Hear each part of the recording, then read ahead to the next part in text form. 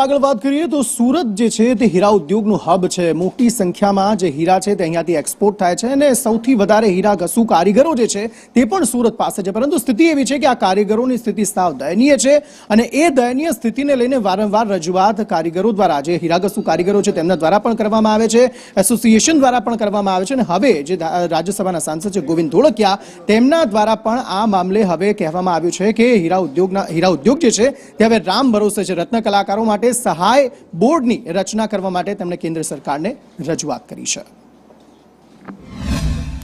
Diamond બિઝનેસમાં ખૂબ જ મંદી ચાલી રહી છે, એટલે સામાન્ય રીતે બધા જ મુશ્કેલીમાં હોય, એમાં રત્ન કલાકાર તો મુશ્કેલીમાં હોય જ અને છે, પણ આપણે બધા સાથે મળીને આને સામનો કરી રહ્યા છીએ અને હવે લાગે છે ભગવાનને પ્રાર્થના કે જલ્દી આમાંથી બધા બહાર નીકળી જાય। બજાર માર્કેટ જ વીક છે, બધાને આવવું છે, હવે ધંધો કરવો હોય તો નવો ધંધો વધે તો ઉત્સાહ હોય ને આવે, એટલે જે લોકો આવ્યા છે 101 જણા, એ લોકો ધંધો કરે છે ને પાછા 21 તારીખે બીજા પાછા લગભગ 101 ઓફિસ આવે છે।